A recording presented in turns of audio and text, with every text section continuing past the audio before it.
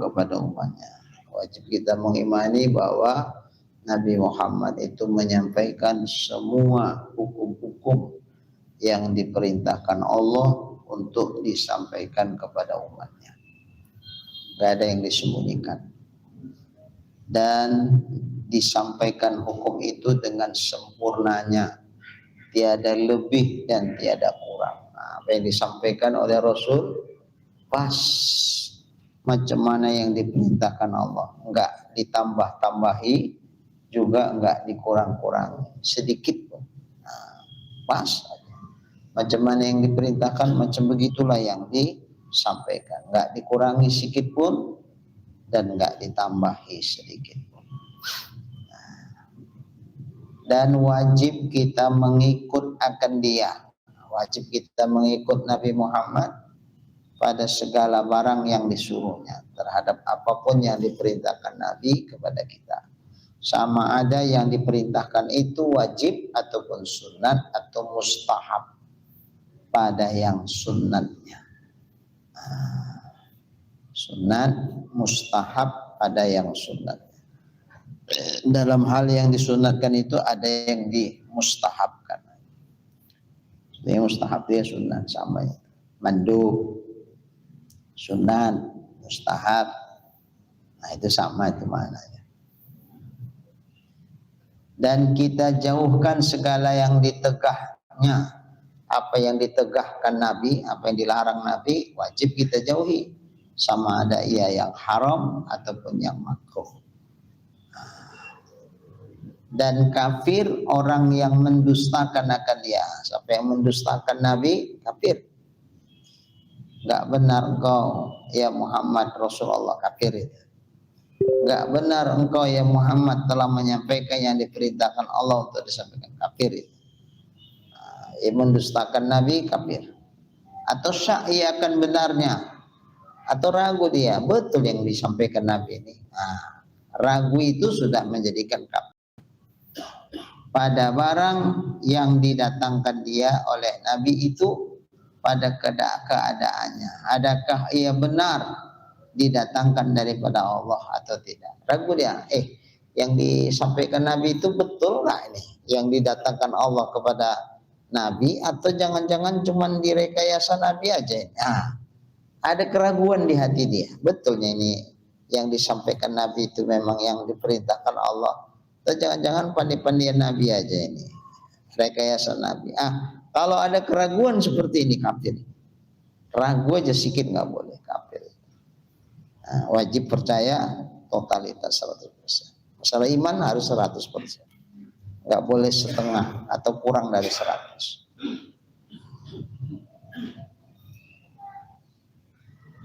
Kemudian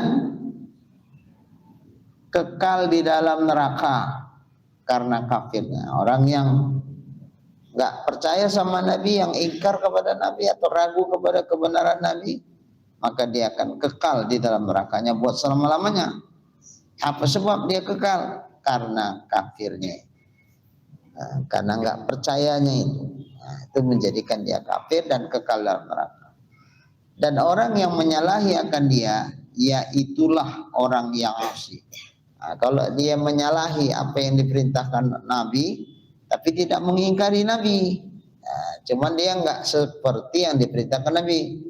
Nabi suruh sholat, dia malah nggak sholat, atau menyalahi namanya perintah Nabi. Atau menyalahi tegahnya larangannya. Nabi melarang jangan melakukan perbuatan judi misalnya, dia berjudi. Yang macam begini, selama dia tidak mengingkari Nabi Muhammad, mengingkari hukum-hukum Allah yang disampaikan oleh Nabi, maka dia nggak sampai kafir. Orang ini disebut asi, orang yang maksiat, orang yang fasik. Bagaimana nanti dia di akhirat kalau nggak diampuni Allah itu dosanya? Disiksa akan dia pada dunia dan disiksa ia pada akhirat. Macam mana disiksa di dunia? Kalau dia orang Islam nggak sholat, siksaan dunia, tobat, nggak mau tobat, penggal lehernya. Itu yang Islam, yang Islam. nggak puasa, tangkap, penjarakan. Azan maghrib, lepaskan. Kalau nggak dilepaskan, nggak kasih makan, nanti bahaya pula kan. Nah, biar makan sendiri, jangan jadi tanggungan negara pula membiayai makan dia. Nah, asal maghrib lepaskan. Silakan Pak, udah boleh makan, udah waktu buka. Walaupun dia nggak puasa, boleh monggo silakan mau makan. Besok puasa ya Pak. Kalau besok nggak puasa lagi, kami tangkap lagi. Sehingga Bapak tidak bisa makan, tidak bisa minum sembarangan. Lama-lama kan bolak-balik kena tangkap, bolak-balik nggak bisa makan, nggak bisa minum. Mikir juga dia, percuma lah aku nggak puasa pun. Toh aku kena tangkap terus, nggak dikasih makan siang, maghrib, baru boleh pulang, dilepas. Lama-lama mikir, udahlah kalau itu aku puasa aja lah. Gitu. Jadi orang yang nggak puasa sama kena siksa. Di dunia ini sudah ada hukumannya. Teman kan di Indonesia karena nggak jalan hukum itu ya, misalnya kan sudah ada. Ada sebetulnya. Mencuri, potong tangan, sebatas ukuran tertentu lah ya yang dicuri. Main judi, minuman yang memabukkan, cambuk 40 cambuk, gitu. Cambuk 40 kali. Yang nyambuk al-guju, jangan saya nggak pala-pala kuat tenaganya. Nanti dicambuk kelepak gitu, nggak sakit kata belakangnya. Al-guju yang nyambuk itu, wah, mungkin 3 kali cambuk terkelupas kulitnya. 40 kali kalau minuman yang memabukkan, cambuk. Ya, supaya apa? Menimbulkan efek jerah. Nggak mau lagi. Itu orang siapa itu? Orang Islam. Begitu. Orang Islam seperti itu diberlakukan di dunia. Kalau orang kafir nggak bisa. Nggak sholat dipenggal, nggak bisa Allah orang kafir. Cuma nanti di akhirat sama hukuman orang kafir sama orang Islam. Orang kafir nggak sholat disiksa, orang Islam nggak sholat kena siksa juga sama. Di akhirat sama. Wujubul iqab bil akhirah sama antara Islam dan kafir. Wujubul muthalabah fid dunya wajib dalam artian dituntut di dunia harus dilakukan, itu nggak bisa kita paksakan itu kepada orang yang bukan Islam. Tapi kalau di akhirat sama, nggak ada beda. Orang kafir, orang Islam melanggar syariat, ya hukumannya tetap ada. Di akhirat hukumannya ada. Hitung-hitungannya ada jelas kok. Malaikat tukang hitung nggak zolim kok. Dalam Quran orang-orang kafir disebutkan dia kena siksa dalam neraka sakor. Ditanya, masalakakum fi sakor? Apa yang menyebabkan kamu masuk neraka sakor? Nah, jawaban mereka, lam naku minal musallin. Kami di dunia dulu nggak melakukan sholat. Oh, berarti orang kafir pun disiksa kalau nggak sholat. Ya iya, orang kafir tidak lepas dari furu' syariat, furu' ibadah, nggak lepas. Nah, jadi wajib mereka seperti kita wajib, mereka wajib. Tapi wajib nggak bisa dituntut di dunia. Wajib dalam artian nanti kena siksa di akhirat apabila dilanggar. Yang wajib ditinggalkan ya kena siksa, orang kafir ya sama, orang Islam juga sama. Yang haram ditabrak sama, mereka didosai. Orang kafir mencuri kira-kira berdosa nggak?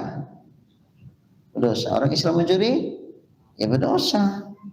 Nah berdosa nanti disiksa nggak kalau nggak dia tobat? Ya disiksa kalau nggak tobat. Kalau dia tobat ya udah nggak jadi disiksa. Asal tobatnya diterima Allah. Jadi kalau gitu hukum akhirat sama aja orang kafir sama orang Islam.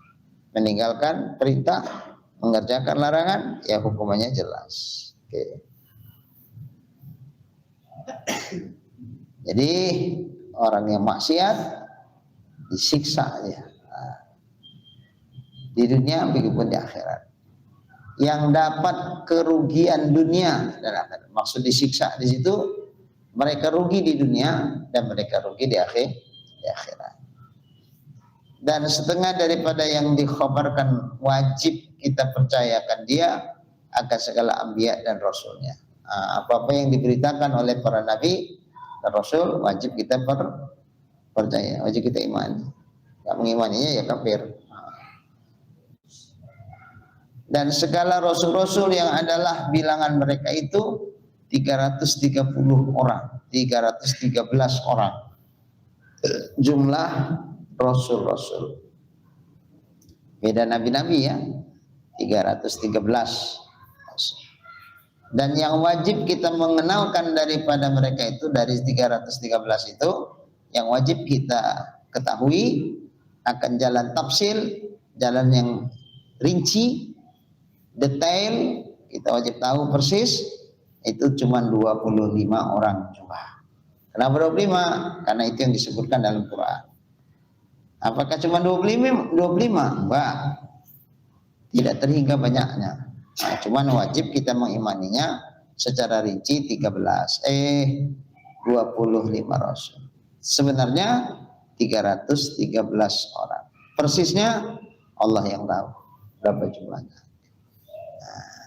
Karena di dalam Quran sebenarnya Allah ada yang kami kisahkan mereka kepadamu ya Muhammad tentang rasul-rasul itu, ada yang lam naqsushum ilaik, yang kami tidak kisahkan yang mereka para rasul itu kepada engkau. Berarti nggak diceritakan Allah kepada Nabi. Ya Nabi nggak ceritalah sama kita.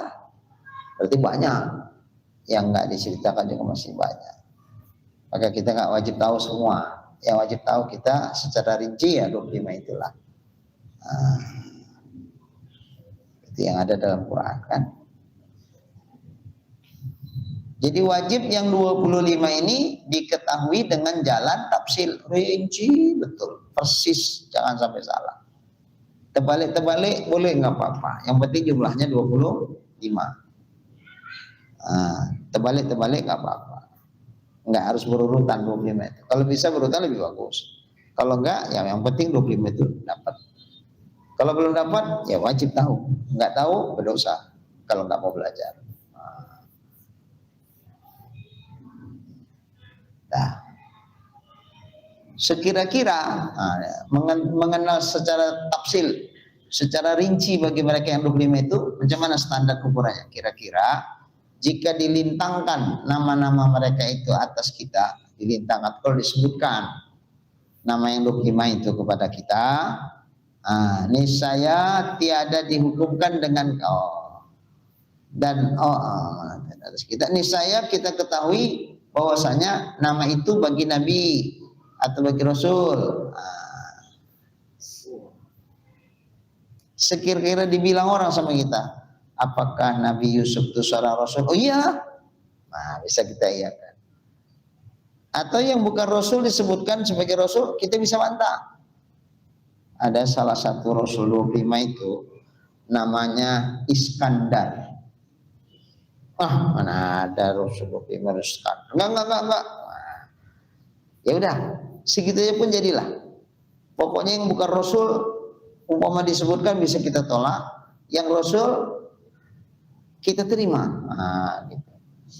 Cukup, memadailah itu. Tapi kalau bisa diurut, itu lebih bagus lagi. Bisa diurut. Awas hati-hati, kalau yang 25 Rasul disebutkan kita bilang bukan, kafir itu. Misalnya apa? Ada nama Nabi yang jarang disebut-sebut dari 25. Nabi Ilyasa. Kalau Nabi Ilyas sering. Sering. Ilyasa jarang itu disebutkan. Nah, tiba-tiba dia bilang salah satu dari 25 Rasul itu ada seorang Rasul namanya Ilyasa.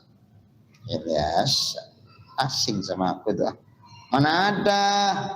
Nggak ada tuh Nabi Ilyasa, nggak ada itu, nggak ada, ngarang kau. Diingkari, kafir. Berarti dia nggak mengenal 25 itu secara tafsil rinci. Padahal secara rinci itu pun seandainya umpama yang Rasul disebutkan, dilintangkan oleh disebutkan, dia tidak ingkar karena dia tahu bahwa betul itu Rasul. Tapi kalau sampai diingkarinya, nggak ada tuh Nabi Ilyasa, berarti dia kan nggak tahu kalau itu memang Rasul, maka diingkarinya. Itu berarti nggak kenal dia. Ini kafir ini, nauzubillah ini. Atau yang bukan Rasul disebutkan dia Rasul, dia pun nggak mengingkari. Oh iya, ya iyalah, kata dia kan, dia kafir juga itu. Yang bukan Rasul jadi Rasul kok. Ya, tadilah salah satu Nabi Dobim itu namanya Iskandar. Oh, Iskandar ya. Oh, ya udah. Berarti ada Nabi Iskandar. Oh, iya lah, iya lah. Dia kan berarti menunjukkan dia nggak kenal. Yang 25 itu berarti nggak dikenalinya. Kalau dikenali pasti mana ada Nabi Iskandar gitu kan. Diterimanya, dengan diterimanya berarti menunjukkan dia nggak tahu nama yang 25 itu siapa-siapa. Makanya wajib mengetahuinya secara tafsir.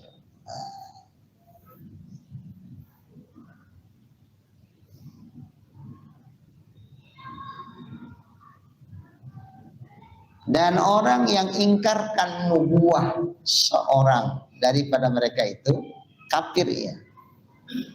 Siapa-siapa yang mengingkari kenabian, nubuah itu kenabian dari rasul-rasul yang 25 itu, nggak ada tuh Nabi Ilyasa bukan seorang rasul katanya.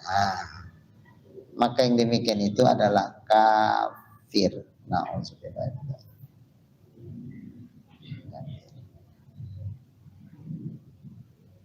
Tetapi orang awam tiada dihukumkan dengan kafirnya, melainkan jika ia ingkar kemudian daripada ia ketahuikan segala rasul itu dengan diajarkan dia. Jadi kalau orang awam, karena keawamannya, lantas dibilangnya Ilyasa itu bukan seorang rasul katanya. Kalau karena awamnya dia adalah semacam kemaafan sama dia, nggak sampai jatuh kafir dia. Karena dia awam kan, tiada dihukumkan dengan kafirnya, melainkan jika ingkar kemudian setelah ia ketahui segala rasul yang dengan diajarkan kepada dia.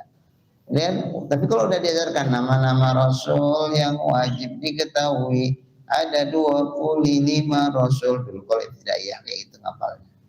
Satu-satu ke depan. Dulu waktu saya kelas 1 tidak ya, itu yang ngajar Muallim Mahmud almarhum. Muallim itu kalau ngajar. Kalau nyubit ini dia pinggang nih, diputar, naikkan ke atas, katanya, sakit. Tapi alhamdulillah mualim nggak pernah kena cubit. Kalau enggak pinggang, ini apa nih, jambang nih, itu ya, katanya, aduh mualim, tak peduli ya, gitu. Wajib apal tuh. Satu ke depan. Kalau udah ngapal katanya gemeter-gemeter, nggak dapat cubit. Kalau sekarang dicubit, tengok merah, datang bapaknya. Apa namanya? Kalau sama istri KDRT, kalau sama murid apa nih? Ke perlindungan anak dilaporkan, masuk penjara itu. Apanya? Gurunya. Terakhir gurunya bolos bunuh lah. Mau panik mau enggak, sekolah takut ya, nyubit nanti salah, marah-marahi. Kadang-kadang gitu anak-anak, apalagi ada SMA kan, dimarahi dia ngelawan, nanti gurunya emosi, tetap tempelin dia, udah KDRT, perlindungan HAM, perlindungan anak, laporkan gurunya bisa bermasalah. Sekarang terakhir guru-guru pada ketakutan, takut nyentuh anak tuh, takut marahi, nanti ngelawan. Ya guru dilawan, tahap apa dibilangkan bisa sakit hati gurunya, merasa nggak dihargai. Karena merasa nggak dihargai itu kadang-kadang kan bisa lepas kontrol juga. Atau kadang-kadang untuk mendidik ajanya, mukulnya itu bukan mukul macam mukul kayak mukul didiknya ini, tapi orang tuanya ngapornya si anak sama orang tua kan tak apa-apa, orang tuanya anak emas pula ini ya kan. Akhirnya tak apa-apalah, tangkeplah, bawa kasusnya, dipiralkan lah, makanya susah jadi guru sekarang, susah. Diem aja, anak bodoh-bodoh, dibilang gurunya nggak pandai ngajar, gurunya agresif supaya anak itu pintar, dibilang gurunya kejam, jangan pergi, gitu ya. Jadi takut awak ya kan, takut awak, ya gitulah. Kalau muridnya baik-baik, rajin-rajin, pinter-pinter, masa iya sih ada guru yang kayak gitu? nggak ada kayaknya. Pasti gurunya pun baik-baik juga. Pengalaman saya mengajar di madrasah saya 20 tahun, sampai anak murid, anaknya pun awak juga yang ngajar lagi. Kau anak ayahmu sama namanya? Oh, ayahmu itu guru mualim. Jadi kau nggak usah manggil mualim kau ya, nggak usah manggil bapak kau, panggil kakek kau sama aku. Makin lamanya udah ngajar. Ya, kalau mau cakap ini roll, gitu Pak. Meja itu tokok dulu. Bu, ya, baru kita cakap. Tapi paling 5 menit bisa bercakap itu. Ya Allah, kalau kayak gini maulah payah ini anak-anak ini. Jadi kita memfokuskan orang itu supaya ke kita agak sulit. Pasal dongeng lah, cinta dulu, ngajak cinta supaya ada perhatian orang itu sama anak. Dah baru sampaikan gaji. Tapi habis waktu. Dongenginya itu habis waktu. Mau ya nggak ribut. Nah, dengar ya, paling mau cerita. Oh, sana untuk dengarnya. Ya, itu kan bukan waktu. Ya, paling gitulah. Nah, baru masukkan gajinya.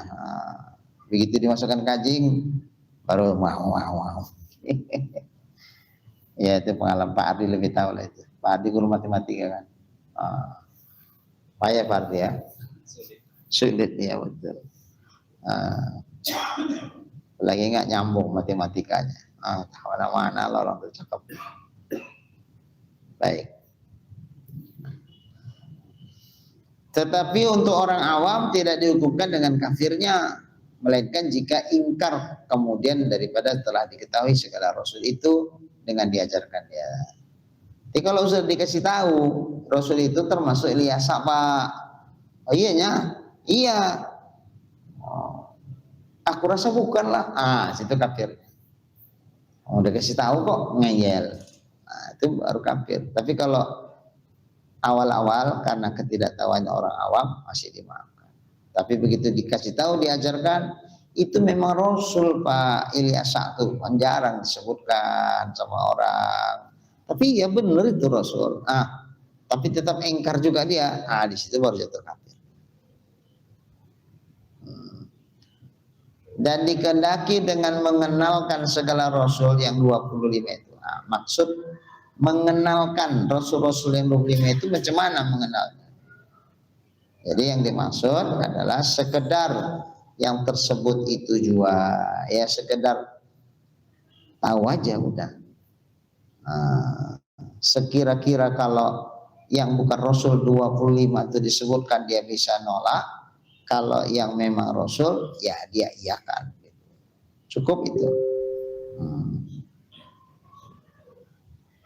Dan tiada wajib dihafazkan segala nama-nama itu. Nggak wajib hafal.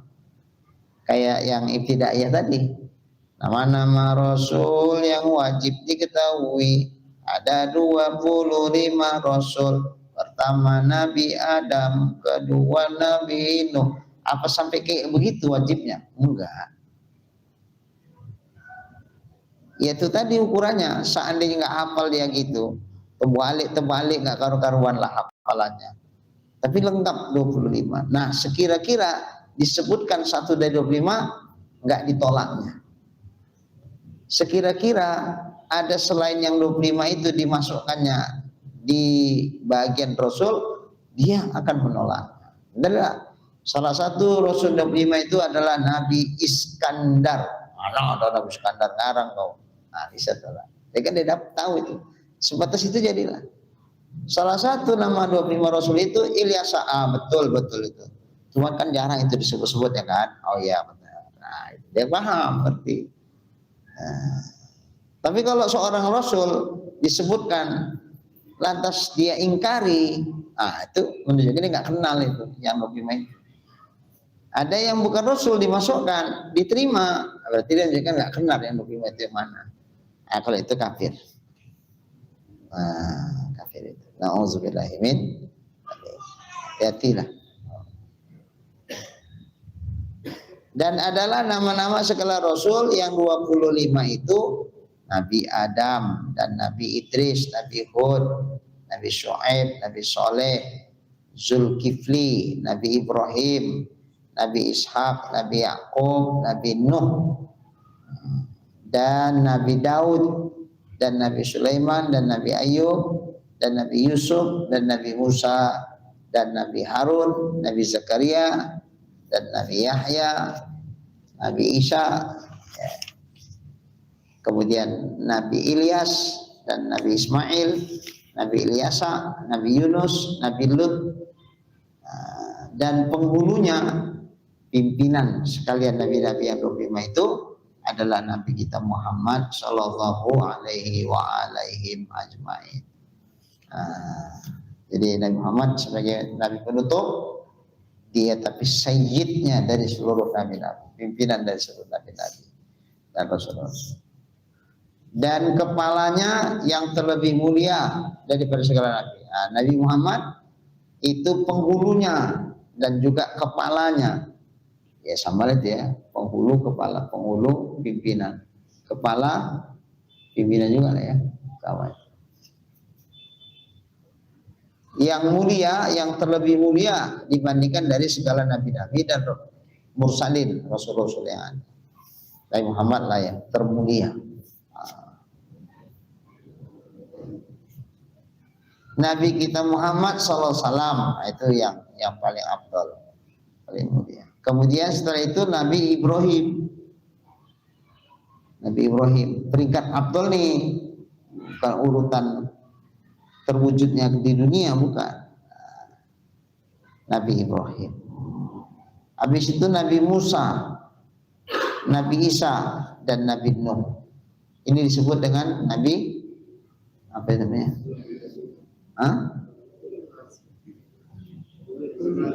Iya, ulul azmi. Berapa itu? 5 ya. Nabi Muhammad, Nabi Ibrahim, Nabi Musa, Nabi Isa, Nabi Nuh. Tengok, Nabi Nuh ratusan tahun mendakwakan umatnya, tapi sedikit yang ikut, sedikit. Lalu di mana keistimewaan Nabi Nuh ini? Wong enggak banyaknya pengikutnya, kok masuk ulul azmi dia? Keistimewaan Nabi Nuh itu adalah kesabaran dan ketabahannya yang terus mengajak umat ini kepada Allah, walaupun umatnya degil-degil nggak mau juga taat kepada Allah. Jadi ukuran sebuah dakwah itu berhasil tidak diukur dari berapa banyak jamaah yang ikut. Kalau Ustadz itu Ustadz kondang, muridnya jamaahnya ribuan itu di mana-mana ada itu muridnya itu. Apakah ini yang dikatakan keberhasilan seorang dai? Bukan karena banyak muridnya, bukan. Kesabaran dia menghadapi murid. Kalau banyak yang ngaji, kadang kita guru-guru nih jadi tersemangati.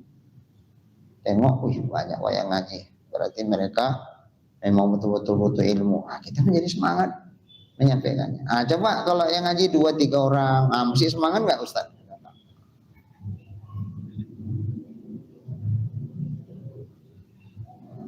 3, minggu depan 2, minggu depannya tinggal 1. Ya, ini mau ngaji apa enggaknya orang ini? Udahlah, ceng aja lah. Kalau Nabi Nuh nggak peduli, berapa pun ya udah. Mana yang terjaring yang enggak ya udah. Kan nggak wajib. Kalau kita nyampaikan sesuatu kan nggak wajib mesti mereka ikut, enggak. Tugas kita nyampaikan aja. Soal ikut nggak ikut itu nggak urusan kita, itu urusan Tuhan. Yang menggerakkan hati mereka untuk ikut atau tidak ikut. Maunya kayak gitu dai, jadi nggak stres. Kalau nggak dai ini stres nih, nengok kondisi yang ada. Tengoklah ceramah Ustadz yang cerdas, coba tengok. Yang nggak sholat sama dengan lembu, jauh anak-anak peringatan Maulid. Isra Mi'raj lah kan. Jadi ayah kalian sholat nggak? Tidak. Anak-anak kan jujur. Kalau gitu ayah kalian ayah apa?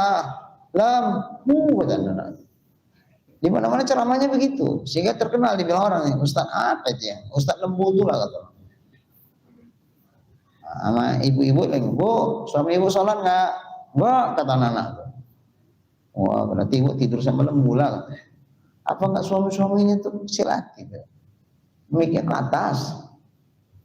Nah, ini ciri-ciri ustadznya agak stres juga itu. Jadi dibilang lah, kenapa kayak gitu Ustadz dakwah kasar bahasa Ustadz. Zaman sekarang ini enggak kayak zaman Nabi Muhammad dulu. Zaman Nabi Muhammad dulu, memang Islam kan baru berkembang. Memang perlu lembut-lembut lawak ngajaknya. Kalau sekarang udah zaman now masih kayak gitu lagi. Oh enggak, kalau aku enggak kulibas saja. Kalau enggak mau kubinasakan. Ya Allah. Padahal prinsip dakwah itu kan ud'u ila sabili rabbika bil hikmah wal mau'izatil hasanah. Ajaklah mereka ke jalan Tuhanmu dengan hikmah dan pengajaran yang baik. Nah, dengan penuh kearifan. Ngajak jangan ngejek. Ngerangkul jangan sambil mukul. Ada juga dirangkul tapi sambil mukul ya. Pakai bahasa mukulnya. Lembut memang. Lembut cara nyampaikannya, tapi nusuk ke hati. Soalnya itu. Jadi bengkak-bengkak jamaah yang dengarnya. Gak usah gitulah, sampein aja. Kalian ini sebetulnya mau ngaji apa enggak? Kalau enggak mau ngaji udah jelas. Oh kita ngaji lagi, kan lembut nyampaikannya. Tapi kan bengkak itu kan.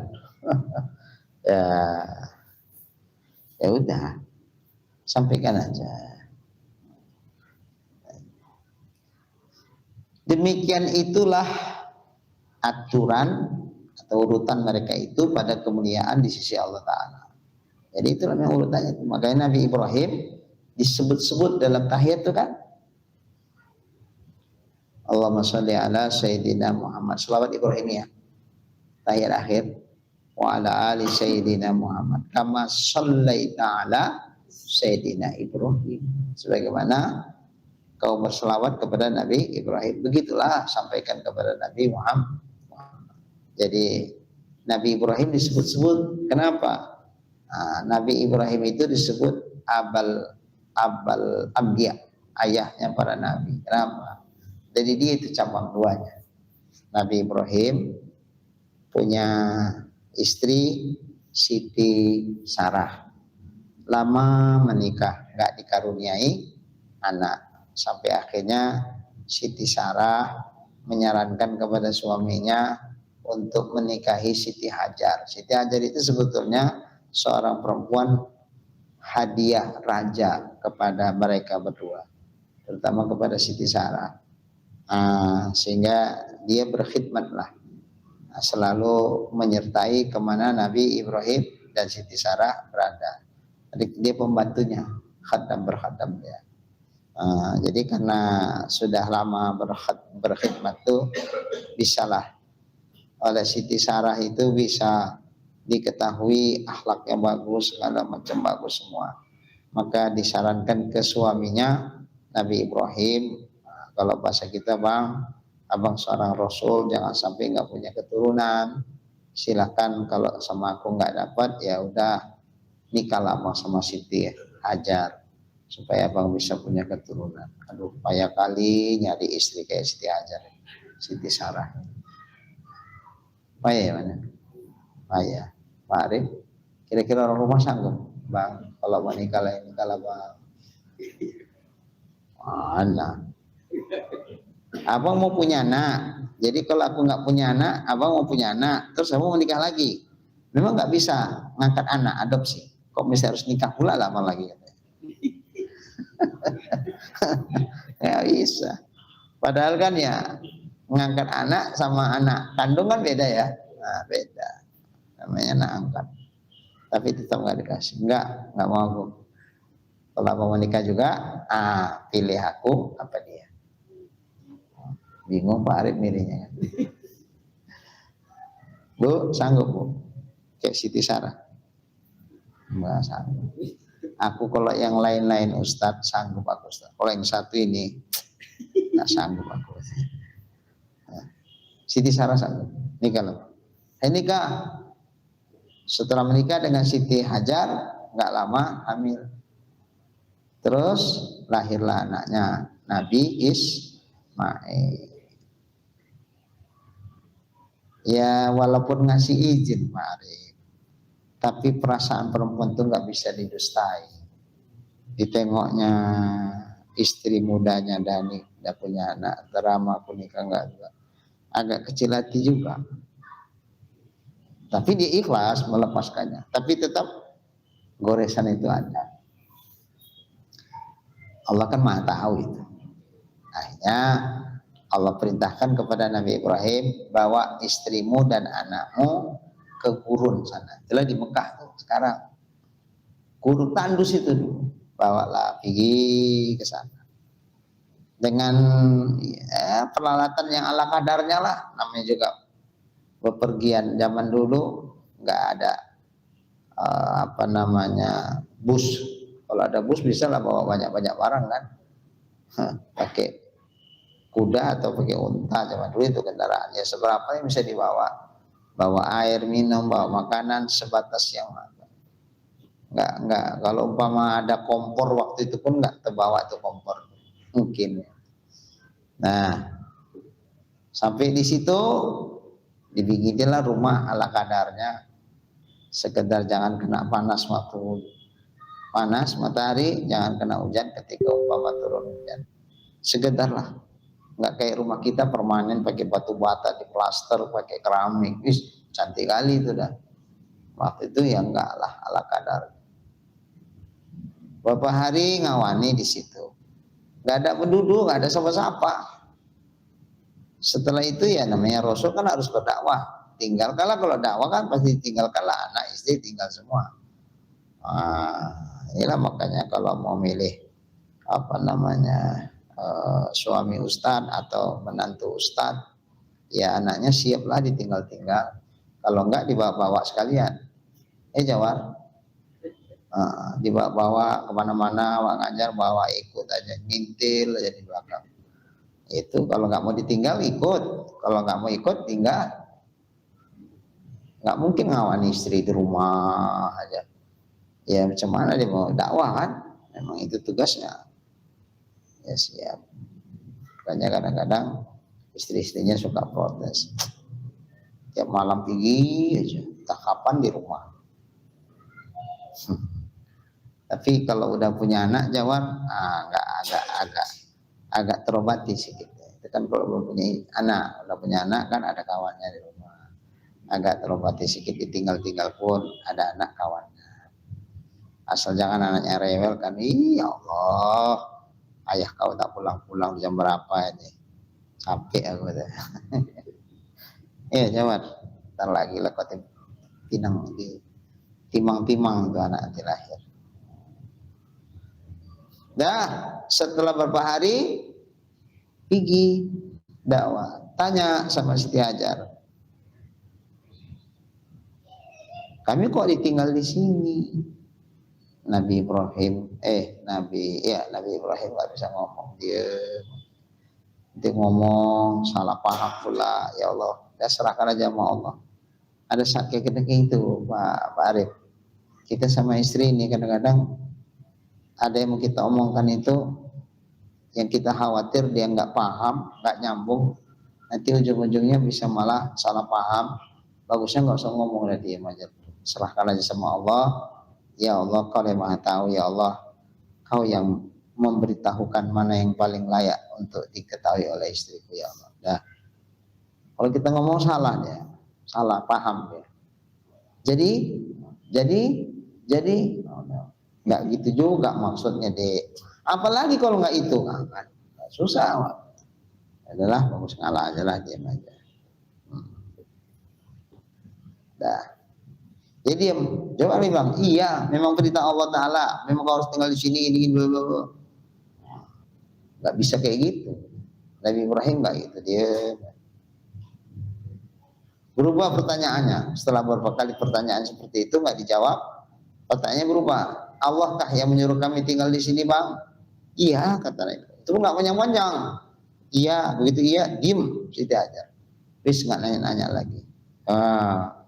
Inilah kelas iman Siti Hajar yang sangat luar biasa. Istri kita nggak jamin Pak Arif.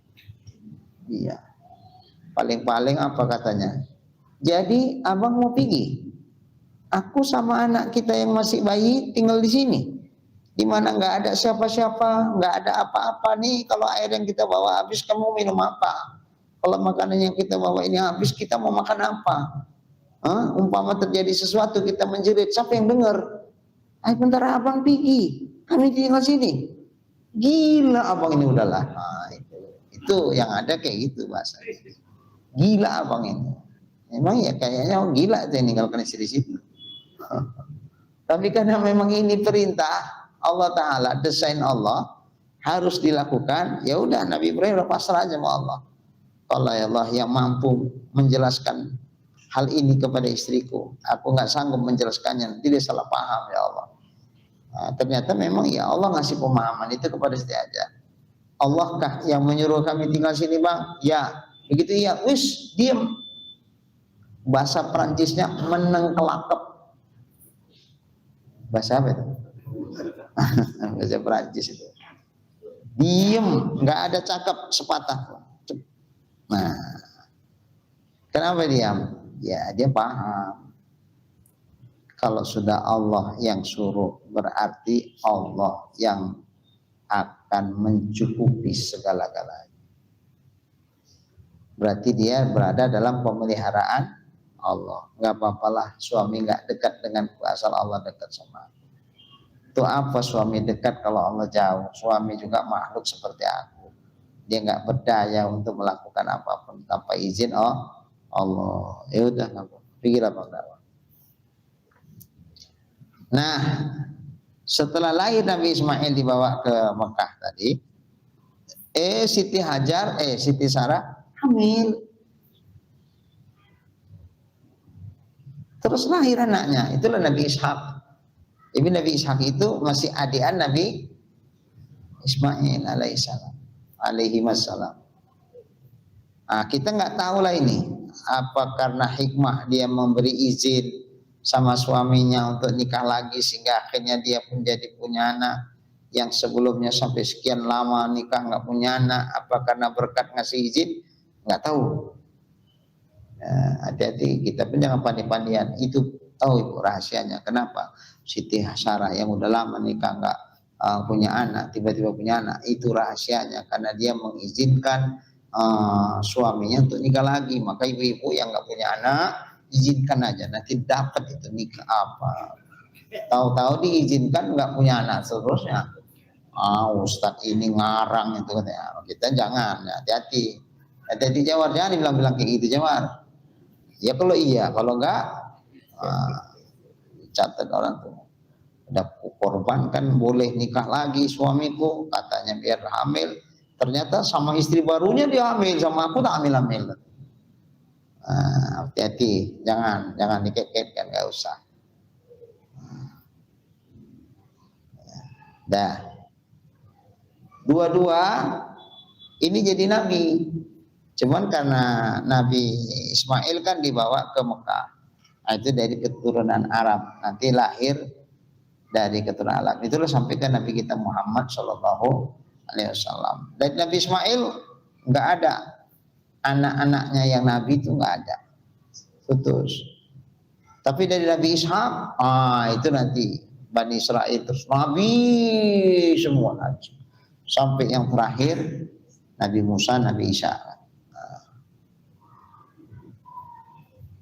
Orang-orang Yahudi berpikir, beranggapan ketika disebutkan dalam kitab Taurat mereka, begitupun orang Kristen dalam kitab Injil mereka, akan ada seorang Rasul nanti yang terakhir, namanya adalah Ahmad min ba'di ismuhu Ahmad.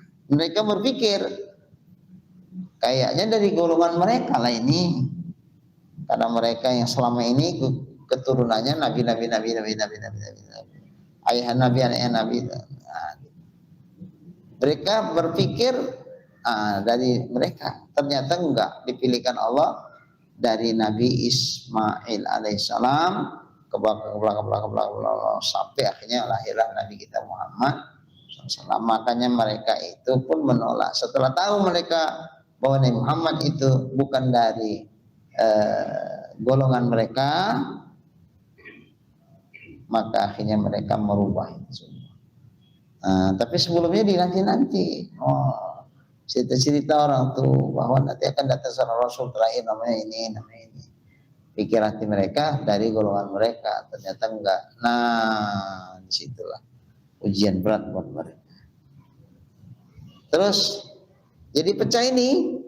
Nabi Ismail ayahnya Nabi Ibrahim, Nabi Ishak, dari Nabi Ishak terus Bani Israel terus ke bawah. Doanya Nabi Nabi. Maka kalau mau dikerucutkan, dari mana sumber itu semua? Dari Nabi Ibrahim. Maka Nabi Ibrahim disebutkan dalam bacaan tahiyat sholawat Ibrahimiyah itu, karena nyambungnya, masih nyambung. Oke, mana ini lagi?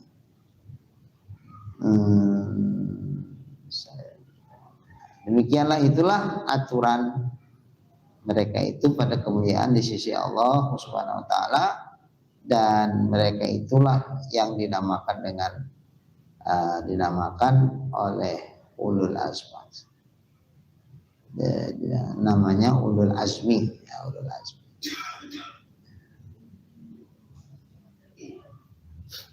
Seginilah dulu ya. Nanti akan datang setengah daripada yang dikhabarkan, wajib kita percayakan insyaallah. Bismillahirrahmanirrahim. Alhamdulillahirabbil alamin. Wassalatu wassalamu ala asyrofil anbiya'i wal mursalin wa ala alihi wa sahbihi ajma'in. Allahumma rzuqna imanan kamila wa yaqinan shadiqa wa qalban khashi'a wa ilman nafi'a wa amalan maqbula wa taubatan nasuha wa husnal khatimah. Allahumma rzuqna rizqan wasi'an halalan tayyiban mubarakan jamila wa ilal khairi qarribna wa 'anil syarri ab'idna wa qdi hawaijana fid dini wad dunya wal akhirah innaka ala kulli syai'in qadir. Sallallahu ala sayyidina Muhammad wa ala alihi wa sahbihi ajma'in. Walhamdulillahi rabbil alamin. Taqabbalallahu minkum.